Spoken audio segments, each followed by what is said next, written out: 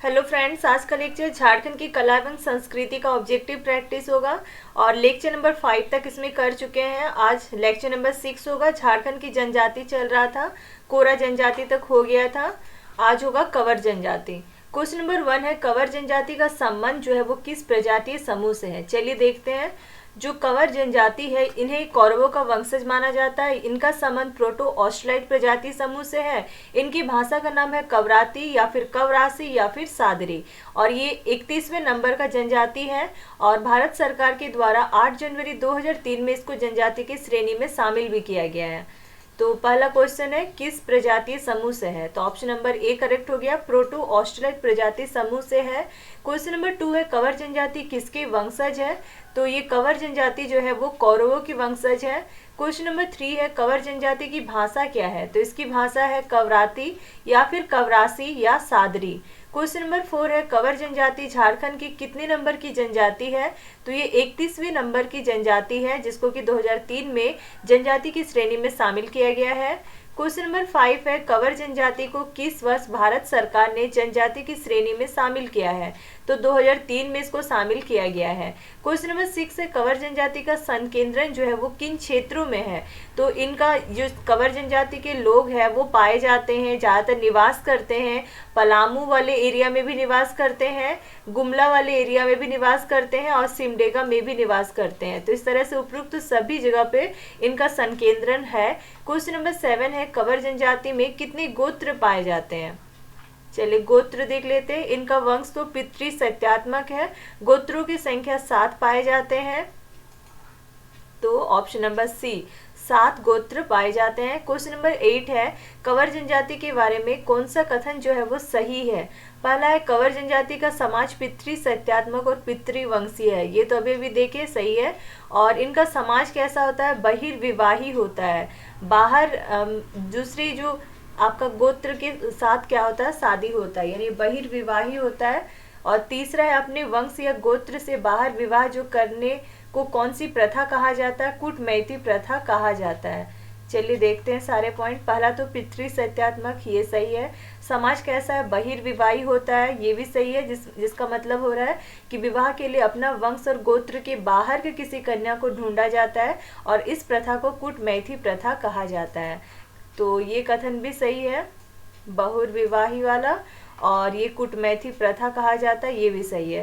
तो आंसर हो गया ऑप्शन नंबर डी, उपयुक्त सभी कथन सही है। क्वेश्चन नंबर 9 है कवर जनजाति में कितने प्रकार के विवाह का प्रचलन है, तो विवाह देखिए 4 प्रकार का विवाह प्रचलित है, जिसमें कि जो सबसे ज़्यादा प्रचलित है वो है क्रय विवाह।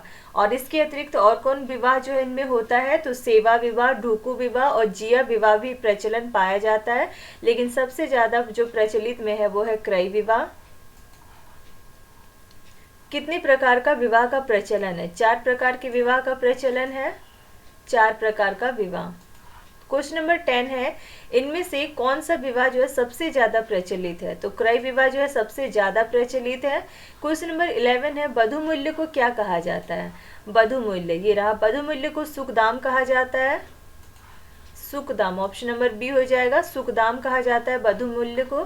क्वेश्चन नंबर 12 जो कवर जनजाति है उसमें बधू मूल्य के रूप में नगद के अतिरिक्त 10 खंडी चावल दिया जाता है, इस चीज को क्या कहते हैं, तो बधू मूल्य रूप में नगद के अतिरिक्त 10 खंडी चावल दिए जाने का भी एक प्रथा है इनमें, जिसको सुकमोल कहा जाता है, सुकमोल कहा जाता है उसको, ऑप्शन नंबर सी करेक्ट हो गया, सुकमोल। क्वेश्चन नंबर 13 है कवर जनजाति के पंचायत के प्रधान को क्या कहा जाता है, तो इनकी पंचायत का प्रधान, पंचायत प्रधान को सयान कहते हैं। और जो ग्राम पंचायत का चलाता है, जो ग्राम पंचायत को यानी ग्राम पंचायत का संचालन जो करता है उसको प्रधान या पटेल कहा जाता है। सयान जो प्रधान है उसको क्या कहा जाता है, सयान कहा जाता है। पंचायत के जो प्रधान है उसको सयान कहा जाता है कवर जनजाति में। क्वेश्चन नंबर 14 है कवर जनजाति का जो ग्राम पंचायत है उसका संचालन कौन करता है, तो उसका संचालन पटेल करता है या फिर प्रधान करता है, पटेल या फिर प्रधान।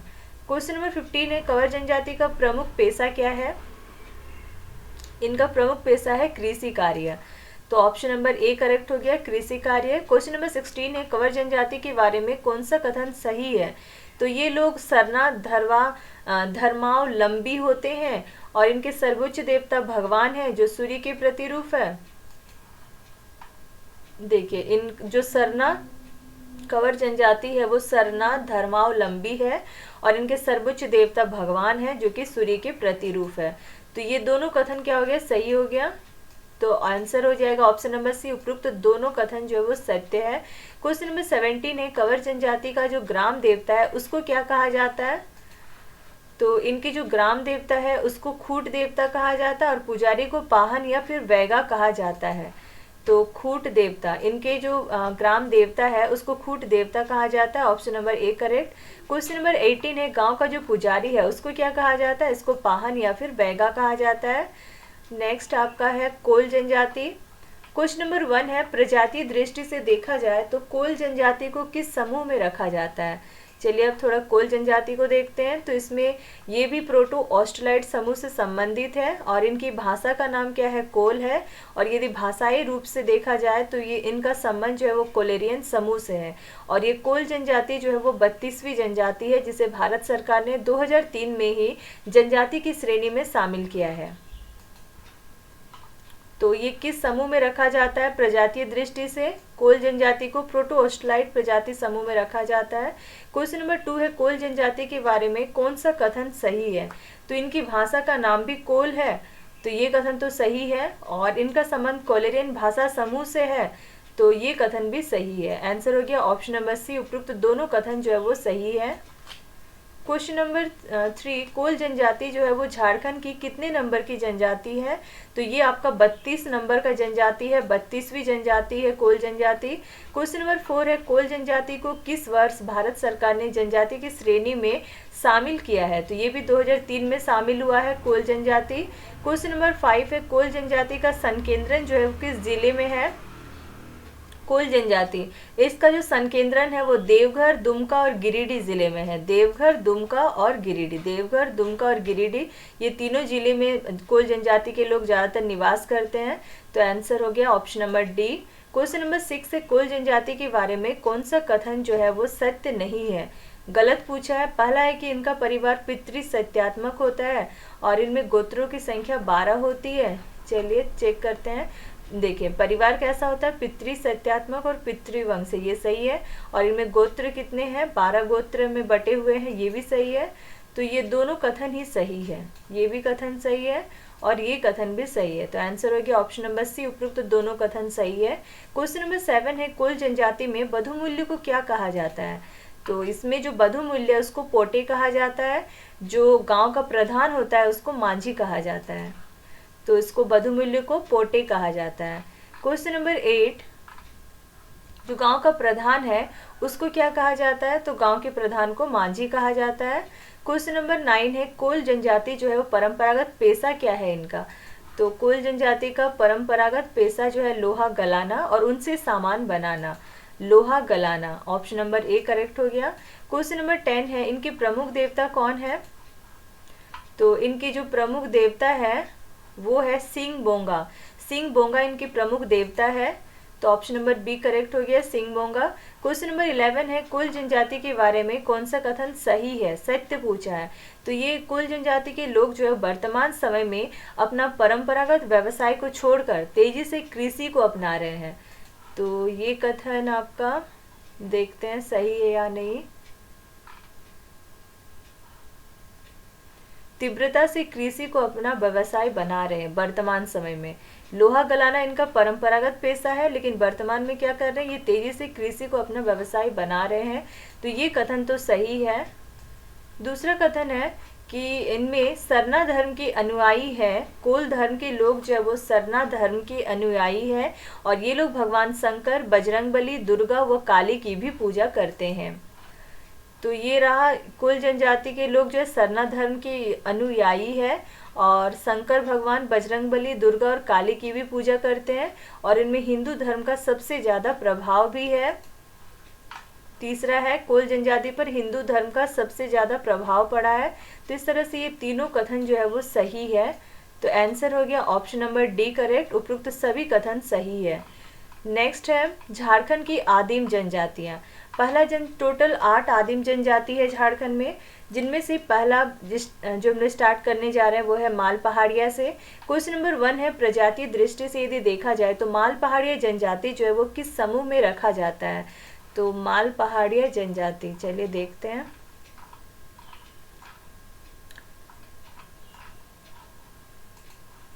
माल पहाड़िया जनजाति एक आदिम जनजाति है, इसका संबंध प्रोटो ऑस्ट्रेलाइट प्रजाति समूह से है।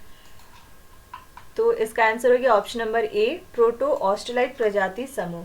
क्वेश्चन नंबर 2 है, रिजले के अनुसार माल पहाड़ी जनजाति का संबंध जो है वो किस प्रजाति समूह से है? तो रिजले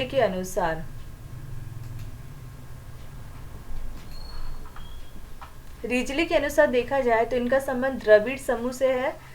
तो आंसर हो गया ऑप्शन नंबर सी, द्रविड़ समूह से। क्वेश्चन नंबर 3 है, रसेल और हीरालाल के अनुसार देखा जाए तो माल पहाड़िया जनजाति जो है वो पहाड़ों में रहने वाले किस जाति के वंशज है?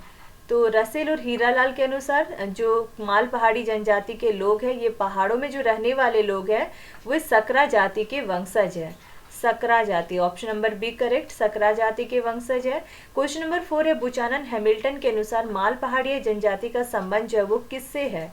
तो बुचानन हैमिल्टन, इनके अनुसार इनका संबंध मलेर से बताया है, मलेर से है, ऑप्शन नंबर सी मलेर। क्वेश्चन नंबर 5 है, माल पहाड़िया जनजाति का सबसे ज़्यादा संकेंद्रण जो है वो किस क्षेत्र में है? तो सबसे ज़्यादा कहाँ पे निवास करते हैं? तो संथाल परगना क्षेत्र में सबसे ज़्यादा पाया जाता है, मेन रूप से पाया जाता है। और जबकि ये जनजाति जो है वो संथाल क्षेत्र का जो साहेबगंज वाला एरिया है उसको छोड़कर बाकी शेष क्षेत्रों में पाया जाता है।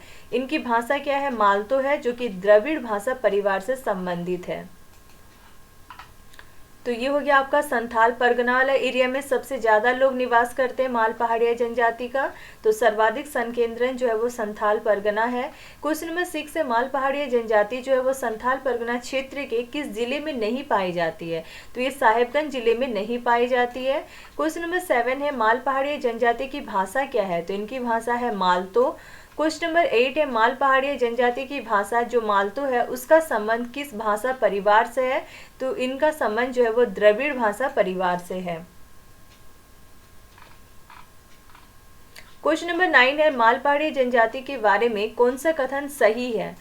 कुछ और पॉइंट देखते हैं इसके बारे में। ये इसमें जो समाज है वो कैसा है? पितृ सत्यात्मक है या पितृवंशीय है। इनमें कोई गोत्र नहीं होता है, इसीलिए आपस में इनमें शादी की व्यवस्था की जाती है, यानी अंतर विवाह की व्यवस्था पाई जाती है। पहला है कि पितृ सत्यात्मक है, ये कथन तो सही है। इनमें कोई गोत्र नहीं पाया जाता है, ये कथन भी सही है। अंतर विवाह की व्यवस्था पाई जाती है, ये कथन भी सही है। आंसर हो गया ऑप्शन नंबर डी, उपयुक्त सभी कथन जो है वो सत्य है। क्वेश्चन नंबर 10 है, माल पहाड़िया जनजाति में बधु मूल्य को क्या कहा जाता है? तो इनमें जो बधु मूल्य है उसको पोन या फिर बंदी कहा जाता है, और इसके रूप में सुअर देने की प्रथा है इनमें, क्योंकि ये लोग सुअर को आर्थिक और सामाजिक प्रतिष्ठा का प्रतीक मानते हैं।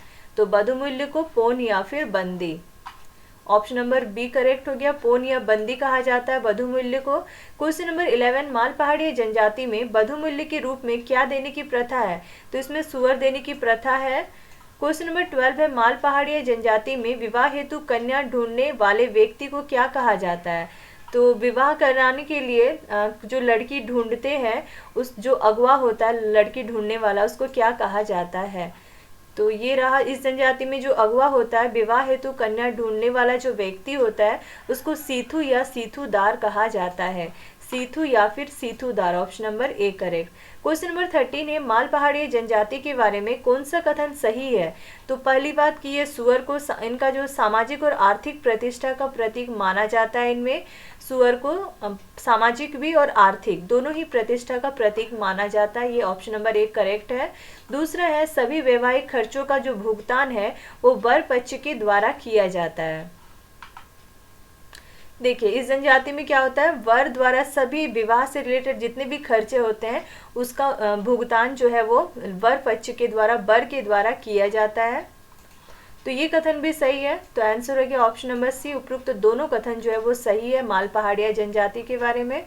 क्वेश्चन नंबर 14 है, माल पहाड़िया जनजाति में जो गांव का मुखिया होता है वो क्या कहलाता है? तो इनमें जो गांव का मुखिया होता है वो मांझी कहलाता है, option number B. Question number 15 है, माल पहाड़िया जनजाति के बारे में कौन सा कथन जो है वो सत्य है? माघ में माघी पूजा और अगहन में घंघरा पूजा की जाती है। तो देखिए, माघ में माघी पूजा, अगहन में घंघरा पूजा की जाती है, तो ये कथन तो सही है। दूसरा है, बीज बोते समय बीचे आड़िया नाम की पूजा की जाती है। तो ये रहा, खेतों में बीज बोते समय बीचे आड़िया नामक पूजा जो कि ज्येष्ठ महीने में की जाती है, ये कथन भी सही है। तीसरा है कि फसल की कटाई के समय गांगी आड़िया नाम की पूजा की जाती है। तो फसल की कटाई के समय गांगी आड़िया पूजा की जाती है, ये कथन भी सही है। तो उपरोक्त सभी कथन सही है, आंसर हो गया option number D. Question number 16 है, माल पहाड़ी जनजाति के बारे में कौन सा कथन जो है वो सत्य है? पहला पॉइंट है कि इस जनजाति के लोगों के द्वारा बाजरे की फसल की कटाई के समय पुनु आड़िया नाम की पूजा की जाती है। देखिए, पुनु आड़िया पूजा किस टाइम पे की जाती है? बाजरे की जो फसल है उसकी कटाई के समय, तो ये कथन तो सही है।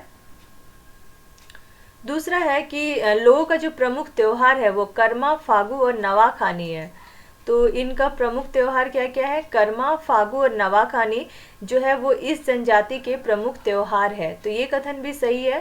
तो आंसर यहाँ पे हो गया ऑप्शन नंबर सी, उपरोक्त दोनों कथन जो वो सही है। क्वेश्चन नंबर 17 है, माल पहाड़िया जनजाति का मुख्य पेशा क्या है?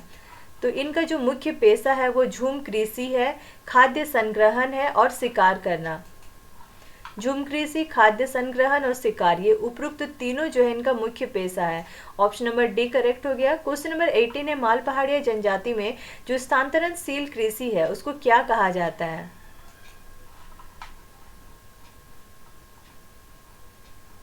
देखिए, इसमें जो स्थानांतरणशील कृषि यानी झूम कृषि को ही बोलते हैं स्थानांतरणशील कृषि, और इस झूम कृषि को कुरवा कहा जाता है, कुरवा। तो आंसर हो गया ऑप्शन नंबर सी, कुरवा कहा जाता है। क्वेश्चन नंबर 19 है, माल पहाड़ी जनजाति में सबसे अधिक उपजाऊ भूमि को किस नाम से जाना जाता है? तो इनमें जो सबसे ज़्यादा उपजाऊ भूमि होता है उसको सेम भूमि कहा जाता है, और जो सबसे कम उपजाऊ होता है उसको टिकुर भूमि कहा जाता है। सेम और टिकुर, तो सबसे अधिक उपजाऊ हो गया सेम भूमि। क्वेश्चन नंबर 20, सबसे कम उपजाऊ भूमि क्या है? तो ये टिकुर भूमि कहलाता है, option number B. Question number 21, माल पहाड़ी जनजाति में जो मध्यम उपजाऊ भूमि है उसको किस नाम से जाना जाता है? जो सेम और टिकुर के बीच का जो उपजाऊ भूमि है उसको डेम भूमि कहा जाता है, डेम भूमि। ऑप्शन नंबर सी करेक्ट हो गया, डेम भूमि। क्वेश्चन नंबर 22, माल पहाड़ी जनजाति में जो सब्जी उगाने के लिए जो भूमि प्रयुक्त होती है उसे किस नाम से जाना जाता है? तो जो सब्जी उगाने के लिए प्रयुक्त भूमि है उसको बाड़ी भूमि कहा जाता है, बाड़ी भूमि। Option number D correct. Question number 23, माल पहाड़िया जनजाति में जो प्रमुख देवता है उनको प्रमुख देवता इनके क्या है, कौन है? तो इनके प्रमुख देवता सूर्य या फिर धरती गोरासी गोंसाई है, धरती गोरासी गोंसाई, सूर्य है, ये है इनके प्रमुख देवता माल पहाड़िया का। दूसरा है धरती गोरासी गोंसाई, तो ये दोनों ही इनके प्रमुख देवता है, option number C correct. Question number 24, माल पहाड़ी जनजाति के जो प्रमुख देवता है धरती गोरासी गोंसाई, इनको किस अन्य नाम से भी जानते हैं? तो इनका दूसरा नाम है धरती गोरासी गोंसाई को बसुमती गोंसाई और बीरू गोंसाई भी कहा जाता है। तो बीरू गोंसाई ये भी कहा जाता है, बसुमती गोंसाई ये भी कहा जाता है। तो उपरोक्त दोनों नाम से जाना जाता है माल पहाड़िया जनजाति के प्रमुख देवता धरती गोरासी गोंसाई को। क्वेश्चन नंबर 25, माल पहाड़ी जनजाति का जो गांव का पुजारी है वो क्या कहलाता है? तो इनका जो गांव का पुजारी है वो देहरी कहलाता है, ऑप्शन नंबर सी करेक्ट, देहरी। नेक्स्ट आता है सोरिया पहाड़िया जनजाति। क्वेश्चन नंबर 1 है, सोरिया पहाड़ी जनजाति का संबंध जो है वो किस प्रजाति समूह से है? सोरिया पहाड़ी, इनका संबंध भी प्रोटो ऑस्ट्राइड प्रजाति समूह से है और ये संथाल परगना का आदि निवासी माना जाता है। आंसर हो गया ऑप्शन नंबर ए, प्रोटो ऑस्ट्रेलाइड। क्वेश्चन नंबर 2 है, किस क्षेत्र में सोरिया पहाड़ी जनजाति का संकेंद्रण जो है वो पाया जाता है? तो संथाल परगना क्षेत्र में इसका संकेंद्रण पाया जाता है। क्वेश्चन नंबर 3 है, सोरिया पहाड़ी जनजाति के बारे में कौन सा कथन सही है? तो संथाल परगना का जो आदि निवासी है, आदि निवासी माना जाता है इस जनजाति को, सोरिया पहाड़ी जनजाति को संथाल परगना का आदि निवासी जो है वो माना जाता है, ये कथन तो सही है।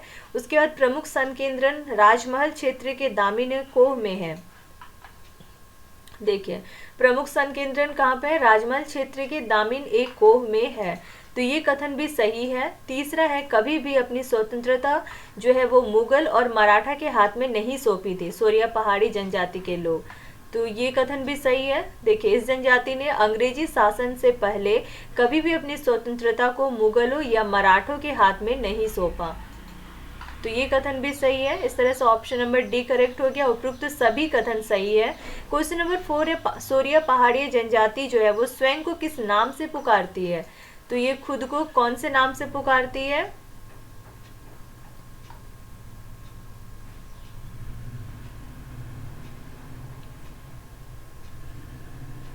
ये खुद को जो है वो मलेर के नाम से, देखिए ये जनजाति स्वयं को मलेर कहती है, यानी मलेर के नाम से पुकारती है।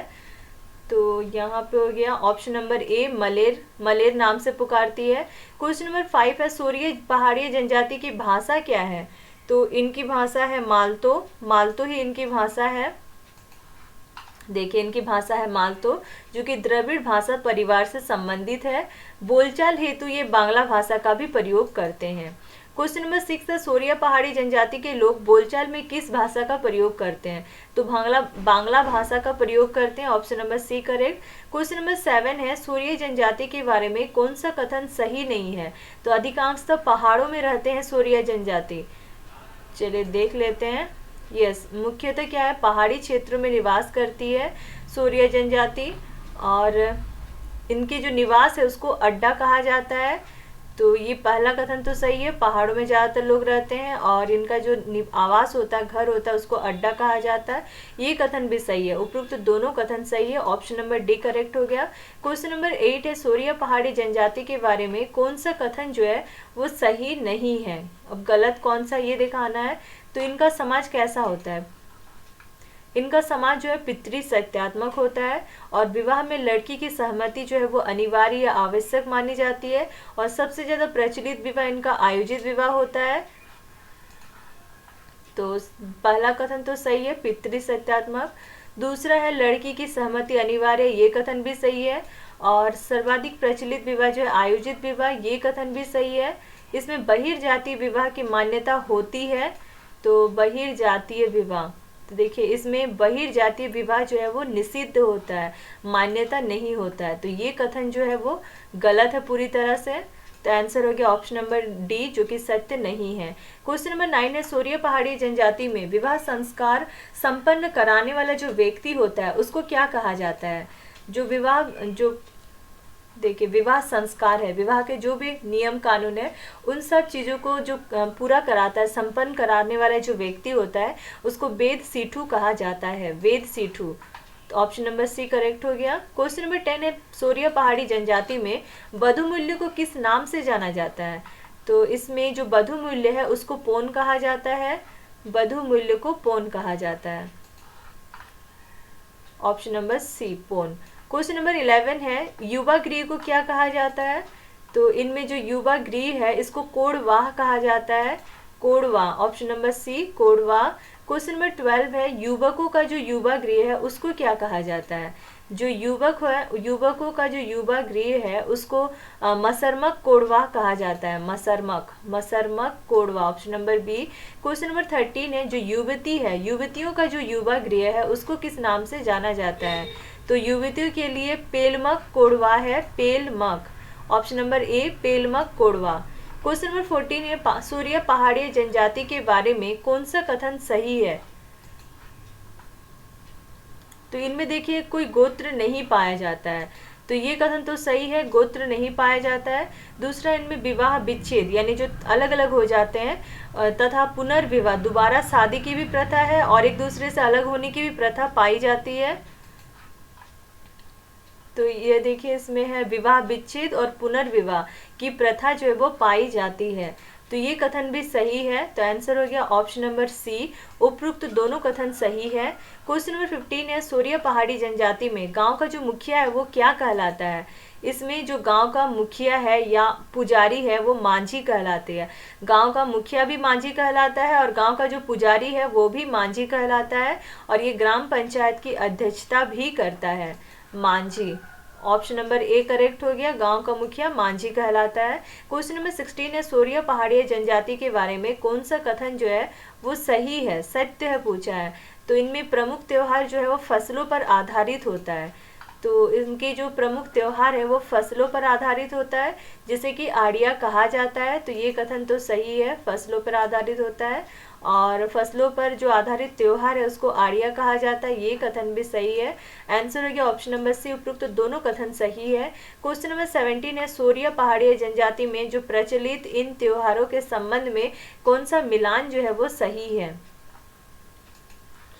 इस टेबल के हिसाब से देखते हैं। गांगी आड़िया, गांगी आड़िया जो है वो किस टाइम पे ये त्योहार मनाया जाता है, तो भादो महीने में नई फसल कटने पर, भादो महीने में गांगी आड़िया भादों में फसल कटने पर मनाया जाता है। तो ये कथन जो है मिलान जो है वो सही है, मिलान सही है। दूसरा है ओसरा आड़िया, ओसरा आड़िया जो है वो कार्तिक में घाघरा फसल कटने पर, तो कार्तिक में घाघरा फसल कटने पर मनाया जाता है ओसरा आड़िया त्योहार। उसके बाद है पुनु आड़िया जो कि पूस में बाजरे की फसल के कटने पर, पुनु आड़िया पूस में बाजरे की फसल कटने पर। तो ये कथन भी सही है और ये मिलान भी सही है। तो आंसर हो गया ऑप्शन नंबर डी, उपरोक्त तो सभी मिलान जो है वो सही है। क्वेश्चन नंबर 18 है, सोरिया पहाड़ी जनजाति के बारे में कौन सा कथन सही है। तो इसमें पिता की मृत्यु के बाद बड़े पुत्र का संपत्ति पर अधिकार होता है। देखिए, पिता की यदि मृत्यु हो गई तो बड़ा बेटा जो भी रहेगा उस पर उसको संपत्ति पर अधिकार हो जाएगा, और यदि कोई बेटा नहीं है, पुत्र नहीं है, तो संपत्ति पर परिवार के साथ रहने वाले जो घर जमाई है उसका अधिकार होता है। तो पहला कथन तो सही है। दूसरा है, पुत्र नहीं होने पर पिता की मृत्यु के बाद परिवार के साथ रहने वाले जमाई का संपत्ति पर अधिकार होता है, ये कथन भी सही है। तो उपरोक्त दोनों कथन सही है, ऑप्शन नंबर सी करेक्ट हो गया। क्वेश्चन नंबर 19 है, ललित प्रसाद विद्यार्थी, इनके अनुसार सोरिया पहाड़ी जनजाति द्वारा की जाने वाली जो स्थानांतरणशील कृषि है उसको किस नाम से जाना जाता है। ललित प्रसाद विद्यार्थी, इनके अनुसार जो स्थानांतरणशील या झूम कृषि है इसको कुरवा कहा जाता है, कुरवा, ऑप्शन नंबर सी कुरवा कहा जाता है। क्वेश्चन नंबर 20 है, सोरिया जनजाति में पहाड़ी ढाल पर रहने वाले और जोत को कोड़कर कृषि करने वाले जो लोग हैं उनको क्या कहा जाता है। जो पहाड़ी ढाल पर रहने वाले लोग हैं, जोत को कोड़कर कृषि कार्य करते हैं, जिसे कि भीठा या फिर धामी कहा जाता है, भीठा या फिर धामी कहा जाता है। तो उपरोक्त दोनों कहा जाता है। क्वेश्चन नंबर 21, सोरिया पहाड़ी जनजाति के प्रमुख देवता कौन है। तो इनके प्रमुख देवता जो है वो लेहू गोंसाई है, प्रमुख देवता Lehu Gonsai, option number B Lehu Gonsai. Question number 22, सूर्य देवता को किस नाम से जाना जाता है। तो इनमें जो सूर्य देवता है इसको बेरू गोंसाई के नाम से जाना जाता है, बेरू गोंसाई, ऑप्शन नंबर ए बेरू गोंसाई के नाम से जाना जाता है सूर्य देवता को। क्वेश्चन नंबर 23 है, चांद देवता को किस नाम से जाना जाता है।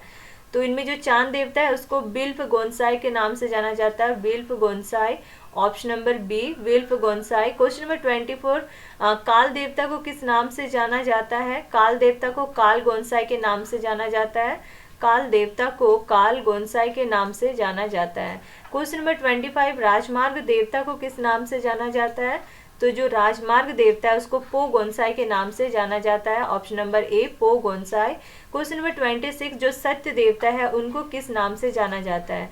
जो सत्य देवता है उसको दरमारे गोंसाई के नाम से जाना जाता है, दरमारे Gonsai, option number D दरमारे Gonsai के नाम से जाना जाता है।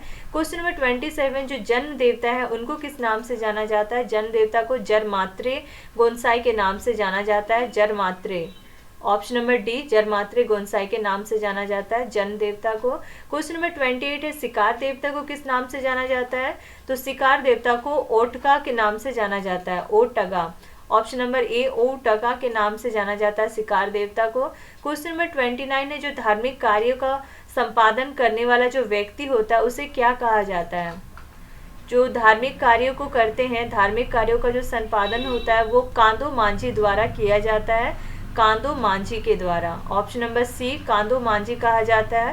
क्वेश्चन नंबर 30 जो है वो धार्मिक कार्यों का संपादन करने वाला व्यक्ति जो कि कांदो मांझी है उसकी सहायता जो करता है वो क्या कहलाता है। तो उनकी जो सहायता करता है उसको कोतवार या चालवे कहा जाता है, कोतवार या फिर चालवे, ऑप्शन नंबर सी कहा जाता है, यानी कोतवार या चालवे। क्वेश्चन नंबर 31 है, कौन सा कथन जो है वो सही है।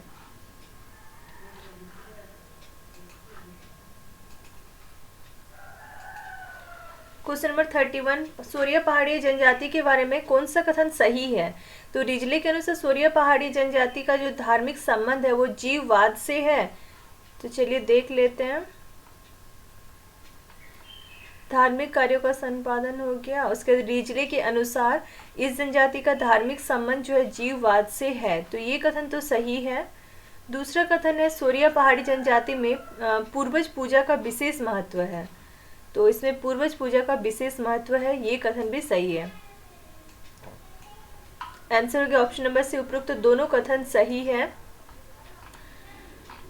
नेक्स्ट जनजाति है असुर जनजाति। क्वेश्चन नंबर 1 है असुर जनजाति का संबंध जो है वो किस प्रजाति समूह से है?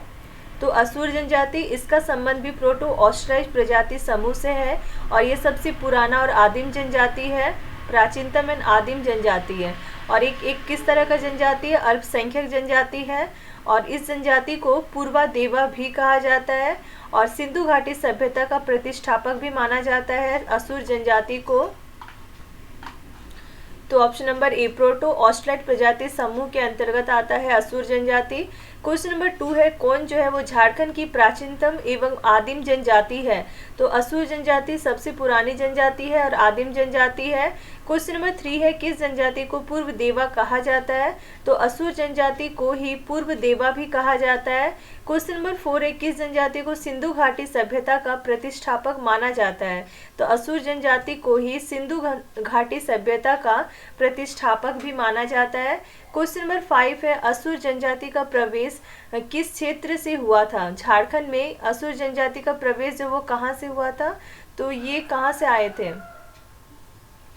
तो असुर जनजाति का जो प्रवेश है वो मध्य प्रदेश से हुआ था, मध्य प्रदेश से झारखंड में हुआ था इनका प्रवेश।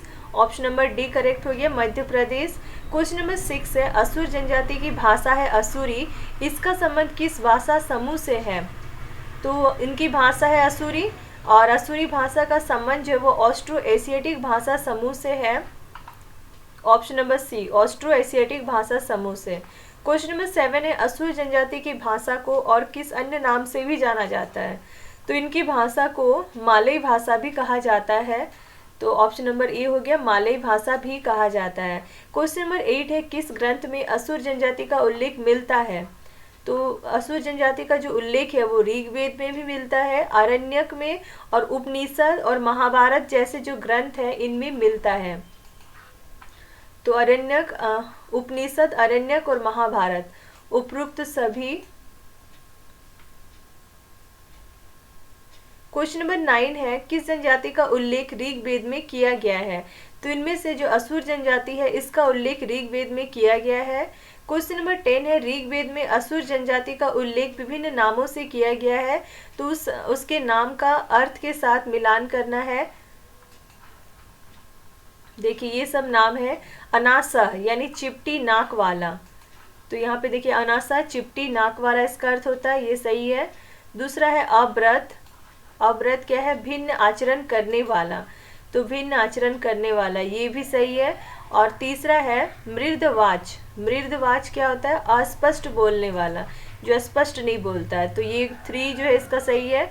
और सुदृढ़, सुदृढ़ का होगा लोह दुर्ग या फिर अटूट दुर्ग का जो निवासी है, तो यहाँ पे लोह दुर्ग निवासी, तो ये भी सही है, यानी कि ऑप्शन नंबर ए करेक्ट हो गया। 1 2 3 4 का अ, ख का 2 और का 1, ख का 2, ग का 3, इस तरह से सेम मिलान जो वो सही दिया हुआ है। Option number A correct. Question number 11 है झारखंड के किस जिले में असुर जनजाति का संकेंद्रण है?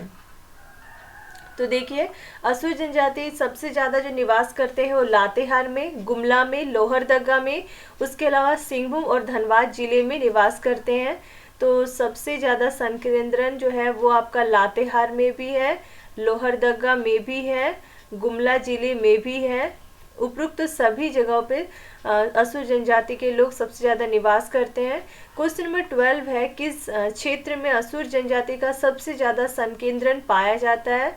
तो इन पठारों में से पठार क्षेत्र या पाट क्षेत्र को देखा जाए तो इनमें से जो लातेहार है वो नेतरहाट का जो पाट क्षेत्र में सबसे ज़्यादा, लातेहार का नेतरहाट का जो पाट क्षेत्र है वहाँ पे सबसे ज़्यादा संकेंद्रण पाया जाता है। तो ऑप्शन नंबर सी नेतरहाट पाट क्षेत्र में। क्वेश्चन नंबर 13 है असुर जनजाति कितनी उपजातियों में विभक्त है? तो ये असुर जनजाति जो है वो कितने उपजाति, 3 उपजाति में बटा हुआ है, बीर, बिरजिया और अगारिया। सरह से 3, ऑप्शन नंबर बी करेक्ट हो गया, 3 उपजातियों में विभक्त है। क्वेश्चन नंबर 14 है कौन असुर की उपजाति है? अगारिया है, बीर है, बिरजिया, ये तीनों ही असुर जनजाति की उपजातियां हैं। क्वेश्चन नंबर 15 है असुर जनजाति में गोत्र को क्या कहा जाता है? तो इनमें जो गोत्र होते हैं उनको पारस कहते हैं और युवा गृह को गीति ओड़ा कहा जाता है। तो इसका आंसर हो गया पारस, गोत्र को पारस कहा जाता है इनमें। क्वेश्चन नंबर 16 जो युवा गृह है उसको किस नाम से जाना जाता है? तो उसको गीति ओड़ा के नाम से जाना जाता है, option number B. Question number 17 है बधु मूल्य को किस नाम से जाना जाता है? तो इनमें जो बधु मूल्य है उसको डाली टका के नाम से जाना जाता है, ऑप्शन नंबर बी, डाली टका के नाम से बधु मूल्य को जाना जाता है। क्वेश्चन नंबर 18 है कौन सा कथन जो है वो असत्य है? पहला है कि इसमें बहिर्गोत्रीय विवाह का प्रचलन पाया जाता है और परिवार कैसा मातृ सत्यात्मक, और इनमें संयुक्त परिवार की प्रणाली पाई जाती है। चलिए देखते हैं, इसमें एक विशेष परंपरा है ईदीमी, इनकी जो परिवार होती है मातृ सत्यात्मक होती है, संयुक्त परिवार की प्रणाली पाई जाती है, ये दोनों कथन सही है। और बहिर्गोत्रीय विवाह का भी प्रचलन पाया जाता है, तो ये कथन भी सही है। बहिर्गोत्रीय विवाह मतलब सेम गोत्र में विवाह नहीं होता, बाहर के गोत्र के किसी लड़की या लड़का से विवाह होता है, ये प्रचलन है, ये कथन सही है।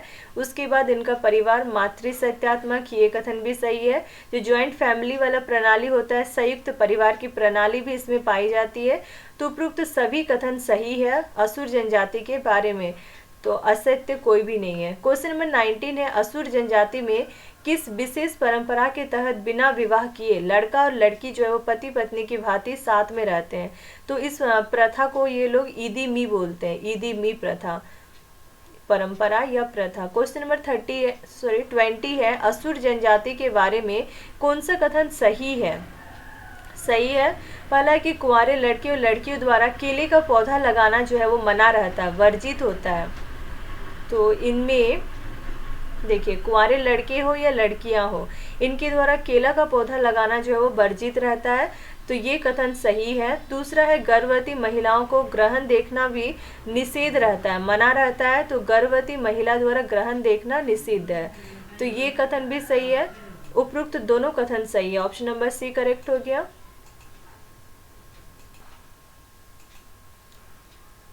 क्वेश्चन नंबर 21 असुर जनजाति में सुरक्षा हेतु बच्चे को चमड़े का धागा पहनाया जाता है जिसे विवाह के समय खोला जाता है, इसे क्या कहते हैं?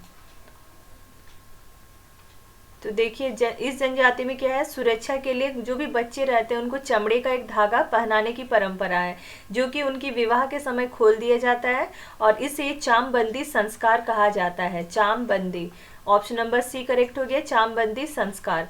क्वेश्चन नंबर 22 असुर जनजाति के लोगों के द्वारा दिन के समय जो किया जाने वाला भोजन है उसको वो क्या कहलाता है?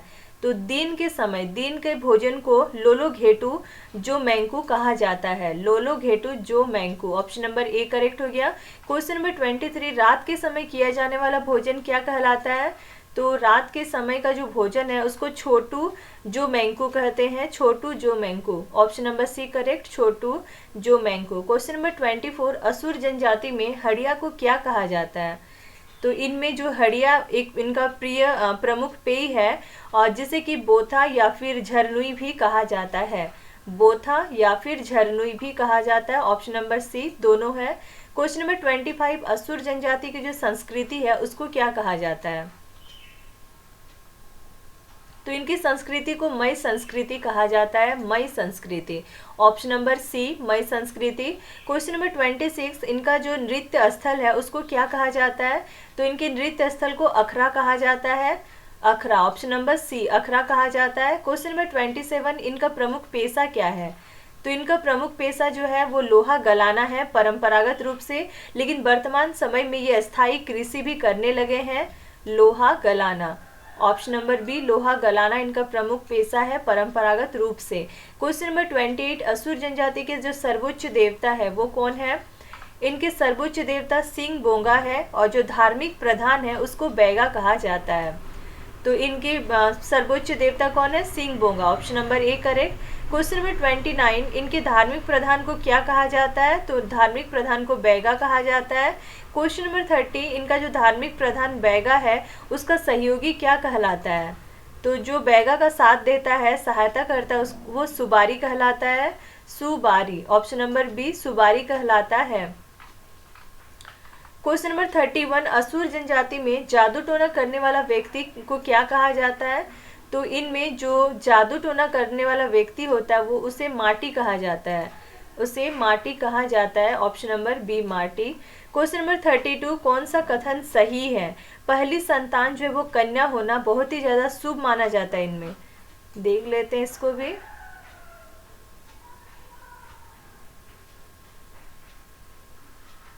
इसमें क्या क्या पॉइंट है? एक है अंत्येष्टि स्थल जो है उसको शासन कहा जाता है, और गांव से दूर किसी जल स्रोत के निकट होता है, और मृतक की स्मृति में यहाँ पत्थर गाड़ दिया जाता है। और इसके अलावा पॉइंट देखा जाए तो ये देखिए, पहली संतान यदि कन्या हो जाए तो बहुत ही शुभ माना जाता है। दूसरा है कि बच्चा ना होना जो है वो ईश्वर का प्रकोप माना जाता है। तो ये पहला कथन तो सही है। पहला संतान यदि कन्या है तो बहुत ही शुभ मानते हैं ये लोग, और बच्चा यदि किसी का नहीं है मतलब ईश्वर का प्रकोप है उस पर, ये चीज़ माना जाता है। ये कथन भी सही है। जो अंत्येष्टि स्थल है उसको शासन कहा जाता है, ये कथन भी सही है। उपरोक्त सभी कथन सही है। ऑप्शन नंबर डी करेक्ट हो गया इसमें। नेक्स्ट आपका है बिरजिया जनजाति। क्वेश्चन नंबर 1 है, बिरजिया जनजाति जो है वो किस प्रजातीय समूह से संबंधित है? नेक्स्ट है बिरजिया जनजाति, ये भी प्रोटो ऑस्ट्रेलाइट प्रजाति समूह से संबंधित है। ये सदान समुदाय की आदिम जनजाति है, और ये स्वयं को पुंडरीक नाग के वंशज मानते हैं। तो ये हो गया ऑप्शन नंबर ए, प्रोटो ऑस्ट्रेलाइट प्रजाति समूह से संबंधित है बिरजिया जनजाति। क्वेश्चन नंबर 2 है, बिरजिया जनजाति के लोग स्वयं को किसका वंशज मानते हैं? तो ये खुद को पुंडरीक नाग का वंशज मानते हैं। बिरजिया जनजाति के लोग खुद को पुंडरीक नाग का वंशज मानते हैं। नेक्स्ट क्वेश्चन नंबर 3 है, बिरजिया जनजाति को किस जनजाति का हिस्सा माना जाता है? तो इनको असुर जनजाति का ही हिस्सा माना जाता है, असुर जनजाति का। ऑप्शन नंबर सी असुर जनजाति। क्वेश्चन नंबर 4 है, झारखंड के किस जिले में बिरजिया जनजाति के लोगों का निवास है?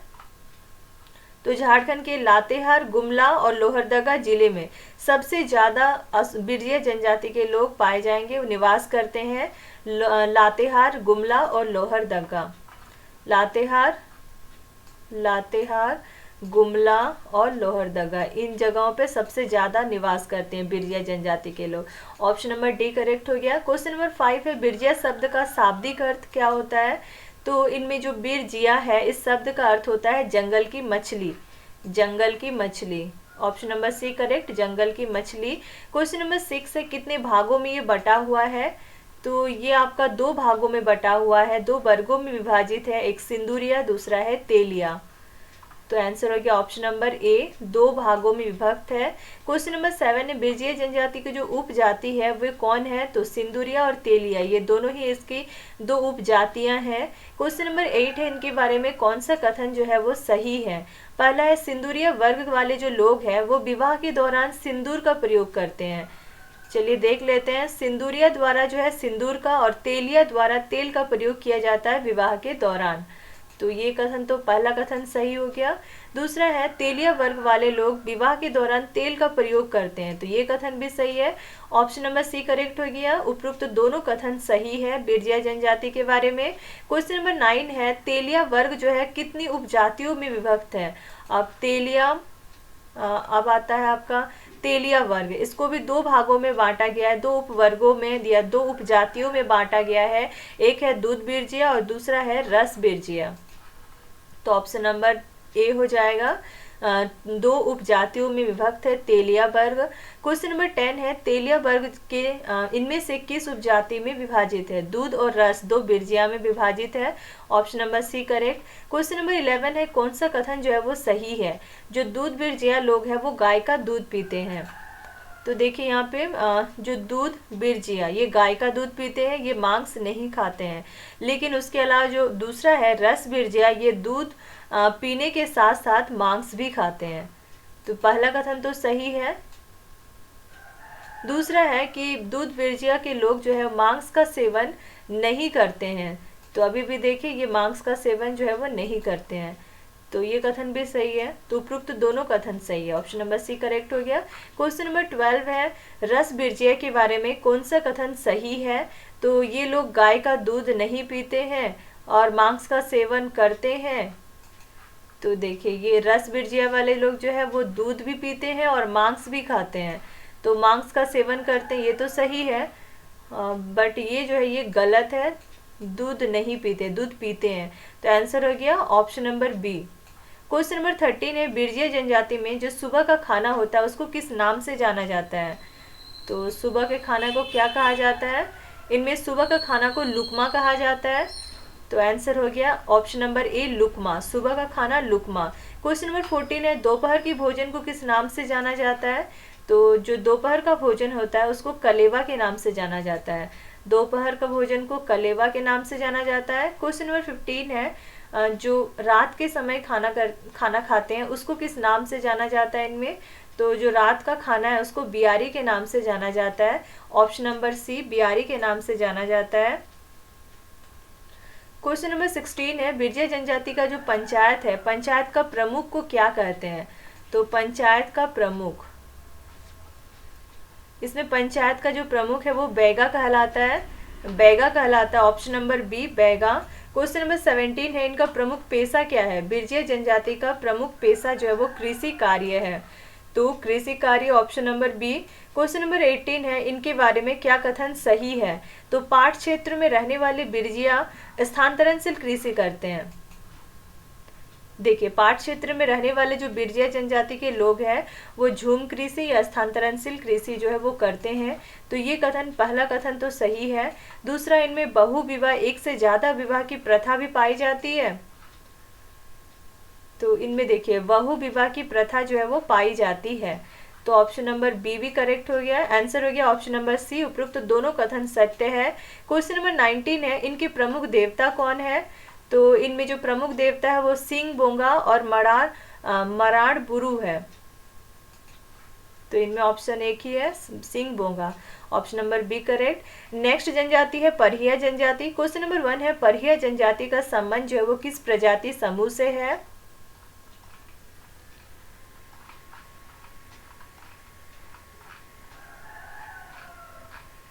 परिया जनजाति, इनका संबंध भी प्रोटो ऑस्ट्रेलाइट प्रजाति समूह से है। तो इसका आंसर हो गया ऑप्शन नंबर ए प्रोटो ऑस्ट्रेलाइट प्रजाति समूह। क्वेश्चन नंबर 2 है रिजले ने परिया जनजाति को निम्न में से क्या कहा है। तो रिजले के अनुसार इस जनजाति को क्या कहा गया है, लघु द्रविड़ जनजाति कहा है, लघु द्रविड़, ऑप्शन नंबर ए लघु द्रविड़ कहा है। क्वेश्चन नंबर 3 है परिया जनजाति का जो मूल निवास है वो किस प्रमंडल में है। तो मूल निवास, इन मूलतः ये कहाँ के निवास है। तो पलामू प्रमंडल में ये मेन रूप से निवास करते हैं। मेन रूप से देखा जाए तो ये पलामू प्रमंडल में निवास करते हैं। ऑप्शन नंबर बी हो गया, पलामू प्रमंडल में परिया जनजाति का जो मूल निवास है वो पलामू प्रमंडल में है। क्वेश्चन नंबर 4 है परिया जनजाति के बारे में कौन सा कथन सही है। तो देख लेते हैं इनमें क्या क्या कथन है। इनमें जो नातेदारी प्रथा है वो बिल्कुल हिंदुओं की तरह है और इनमें कोई गोत्र नहीं पाया जाता है। तो यहाँ पहला पॉइंट है कि गोत्र नहीं पाया जाता है परिया जनजाति में, तो ये कथन सही है। नातेदारी प्रथा जो है हिंदुओं के समान है, ये कथन भी सही है। और माँ के वंशज को प्राथमिकता दी जाती है। चलिए इसको देख लेते हैं। माँ के वंशज, ये रहा पॉइंट, माँ के वंशज को प्राथमिकता दी जाती है परिया जनजाति में, तो ये कथन भी सही है। तो आंसर हो गया ऑप्शन नंबर डी, उपरोक्त सभी कथन सही है। क्वेश्चन नंबर 5 है परिया जनजाति में नातेदारी व्यवस्था को कितने भागों में विभाजित किया जाता है। तो नातेदारी व्यवस्था, देखिए इसको 2 भागों में बांटा गया है, एक है धैयानिया और दूसरा है सनाही। 2 भागों में बांटा गया है, धैयानिया और सनाही, उपरोक्त दोनों भागों में विभाजित किया जाता है। क्वेश्चन नंबर 6, परिया जनजाति की जो नातेदारी व्यवस्था है जिनमें दो है, दो में से पहला एक है धैयानिया। इसके बारे में कौन सा कथन सही है? तो धैयानिया के बारे में थोड़ा देखते हैं। इनमें क्या है, जन्म से जुड़ा जो नातेदारी संबंध है, जैसे ही हम लोग जन्म ले रहे हैं तो वैसे ही जो भी हमारे रिश्ता में जो भी बन रहे हैं उसी चीज़ को बोल रहे हैं धैयानिया। और ये जन्म से जुड़ा हुआ रिश्तेदार होता है, नातेदार संबंध होता है, और जिसके जो भी सदस्य हैं उसको कुल कुटुंब कहा जाता है, कुल कुटुंब। तो इस तरह से पहला कथन क्या है कि ये जन्म से जुड़ा नातेदारी संबंध है, तो ये कथन तो सही है। दूसरा है इनके जो सदस्य है उसको कुल कुटुंब कहा जाता है, ये कथन भी सही है। आंसर हो गया ऑप्शन नंबर सी, उपरोक्त तो दोनों कथन सही है। क्वेश्चन नंबर 7 है परिया जनजाति की जो नातेदारी व्यवस्था सनाही है उसके बारे में कौन सा कथन सही है? तो सनाही के बारे में क्या है, सनाही जो है वो विवाह द्वारा जुड़ा संबंध है और जिसके सदस्यों को हित कुटुंब कहा जाता है। तो ये क्या होता है, विवाह द्वारा जुड़ा नातेदारी संबंध है, ये सही है कथन। दूसरा है कि इनके सदस्यों को हित कुटुंब कहा जाता है, ये कथन भी सही है। ऑप्शन नंबर सी, उपरोक्त तो दोनों कथन सत्य है।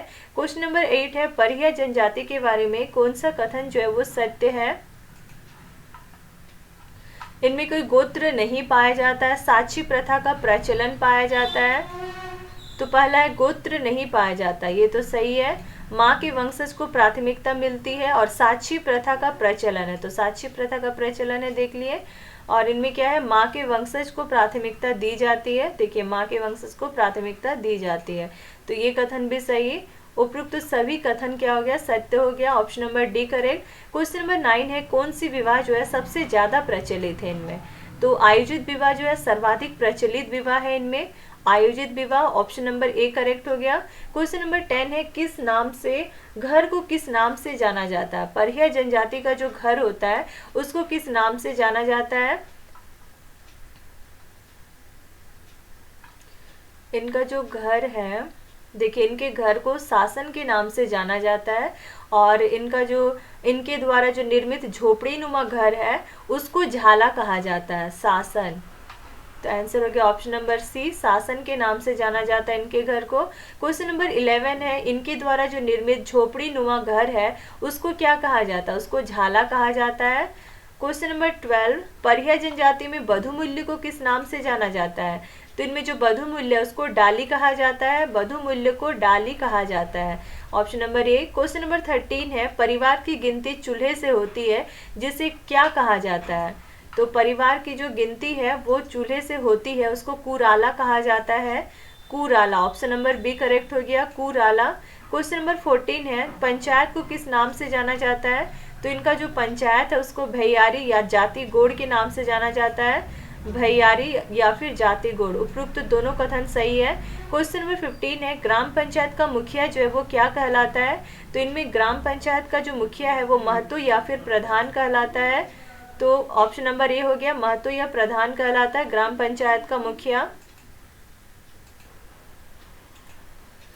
क्वेश्चन नंबर 16 परिया जनजाति का मुख्य पेशा क्या है? तो इनका मुख्य पेशा क्या है? तो इनका मुख्य पेशा है बांस की टोकरी बनाना और ढोल बनाना, बांस की टोकरी बनाना एवं ढोल बनाना। Option number A correct. Question number 17 है परिया जनजाति के द्वारा पारंपरिक रूप से किए जाने वाले जो स्थानांतरणशील कृषि है उसको किस नाम से जाना जाता है? तो इनका जो स्थानांतरणशील कृषि है इसको बियोड़ा या फिर झूम के नाम से जाना जाता है, बियोड़ा या फिर झूम के नाम से। ऑप्शन नंबर ए करेक्ट हो गया। क्वेश्चन नंबर 18 है परिया जनजाति के सर्वाधिक प्रमुख देवता कौन है? सब इनके सर्वाधिक प्रमुख देवता धरती है, सर्वाधिक प्रमुख देवता का नाम क्या है? ऑप्शन नंबर ए धरती। क्वेश्चन नंबर 19 किस पूजा का सर्वाधिक महत्व है इनमें? तो सबसे ज़्यादा महत्व है जो कि है पूर्वजों की पूजा होती है, मुआ पूजा जिसे कहा जाता है, मुआ पूजा, मुआ पूजा। ऑप्शन नंबर डी करेक्ट हो गया, जिसका महत्व जो है सबसे ज़्यादा है। क्वेश्चन नंबर 20 परिया जनजाति में प्रचलित जो मुआ पूजा है उसका संबंध किससे है? तो पूर्वजों की पूजा से इसका संबंध है। क्वेश्चन नंबर 21 परिया जनजाति में धार्मिक प्रधान को क्या कहा जाता है? इनका जो धार्मिक प्रधान होता है उसको दिहुरी कहा जाता है। ऑप्शन नंबर सी दिहुरी कहा जाता है।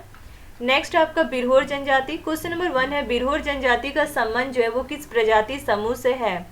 तो बिरहोर जनजाति, इसका संबंध भी प्रोटो ऑस्ट्रलाइट प्रजाति समूह से है। ये घुमंतु जीवन जो है वो व्यतीत करते हैं, और भाषाई दृष्टि से देखा जाए तो इनकी जो भाषा बिरहोरी है वो ऑस्ट्रो एशियाटिक समूह के अंतर्गत आता है। तो ऑप्शन नंबर ए हो गया, प्रोटो ऑस्ट्रलाइट प्रजाति समूह से है बिरहोर जनजाति। क्वेश्चन नंबर 2 है, बिरहोर जनजाति का संबंध जो है वह किस भाषा परिवार से है? तो ऑस्ट्रो एशियाटिक भाषा परिवार से है इसका संबंध। क्वेश्चन नंबर 3 है, बिरहोर जनजाति की जो भाषा है वो क्या है? बिरहोरी है इनकी भाषा। क्वेश्चन नंबर 4 है, इनके बारे में कौन सा कथन सही है? पहला कथन है ये लोग घुमंतु जीवन व्यतीत करते हैं, ये कथन सही है। ये लोग खुद को सूर्यवंशी मानते हैं, तो यहाँ ये स्वयं को सूर्यवंशी मानते हैं, तो ऑप्शन नंबर 2 भी करेक्ट है। और ये मेन रूप से झारखंड राज्य में ही पाए जाते हैं, और ये दूसरे राज्यों में नहीं मिलेंगे, बस झारखंड राज्य में ही पाए जाते हैं। तो ये जनजाति मूलतः झारखंड राज्य में ही पाई जाती है, ये कथन भी सही है। तो उपरोक्त तो तीनों कथन जो है वो सही है, ऑप्शन नंबर डी करेक्ट हो गया। क्वेश्चन नंबर 5 है, किस भाषा से बिरहोर शब्द की उत्पत्ति हुई है? तो बिरहोर शब्द की उत्पत्ति, देखिए बिरहोर शब्द की उत्पत्ति किससे हुई है? मुंडारी भाषा से हुई है, जिसका अर्थ है जंगल का आदमी। मुंडारी भाषा से हुई है इसकी उत्पत्ति। क्वेश्चन नंबर 6 है, ये बिरहोर शब्द का शाब्दिक अर्थ क्या है? तो जंगल का आदमी इसका अर्थ है।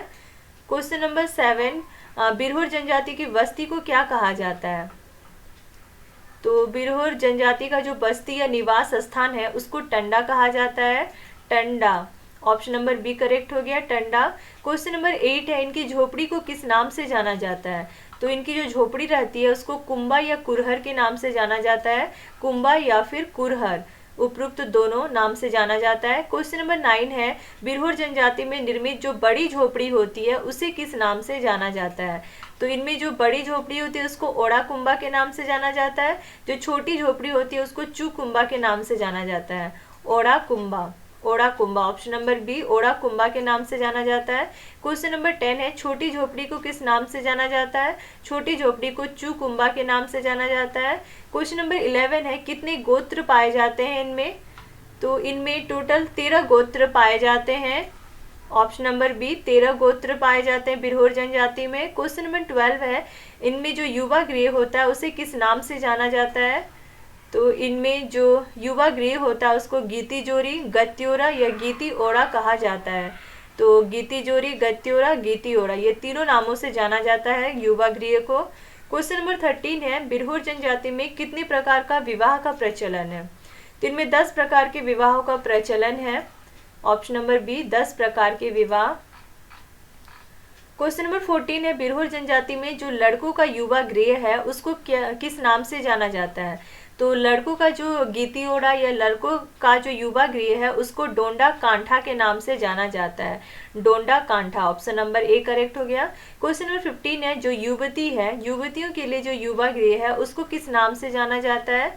तो युवतियों या लड़कियों का जो गीती ओड़ा है, युवा गृह है, उसको डिंडी कुंडी के नाम से जाना जाता है, डिंडी कुंडी। Option number B correct. Question number 16 है, सबसे ज़्यादा प्रचलित विवाह इनमें कौन सा है?